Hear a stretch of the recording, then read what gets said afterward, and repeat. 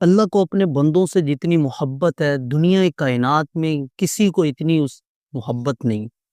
کسی سے بھی کسی کو اتنی محبت نہیں ہے جتنی اللہ کو اپنے بندوں سے محبت ہے۔ حضور اقدس صلی اللہ علیہ وسلم کی محبت بے مثال ہے امتیوں سے، لیکن میرا اور آپ کا رب اس محمد عربی کا بھی خدا ہے۔ اس محمد عربی سے زیادہ محبت اللہ کو اپنے بندوں سے، تو وہ اللہ کیسے چاہیں گے کہ وہ اپنے پیدا کیے ہوئے بندوں کو جہنم میں جلا دے؟ اس لیے قربان جائیں اللہ کی رحمت پر، کیسا اللہ غفور الرحیم ہے،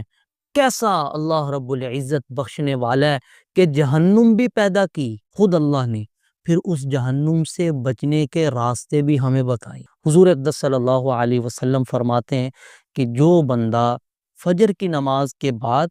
اور مغرب کی نماز کے بعد 7 بار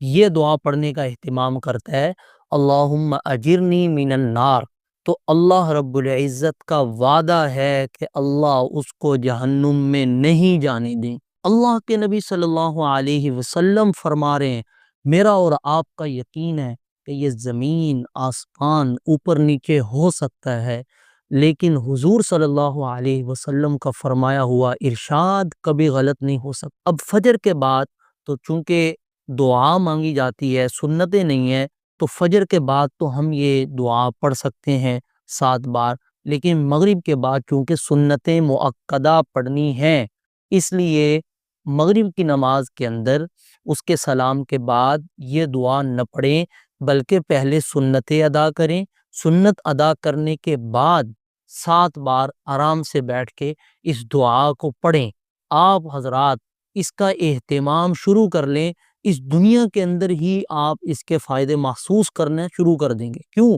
کیونکہ جو جہنمی ہیں ان کو اللہ رب العزت دنیا کے اندر بھی جہنم کے عذاب کی جھلکیاں دکھاتے رہتے ہیں، وہ پریشانیاں، مصیبتیں، تکلیفیں، بیماریاں، مختلف قسم کے تنگ حالات اللہ نازل کرتے رہتے ہیں دنیا میں، کیونکہ اللہ ان سے ناراض ہے،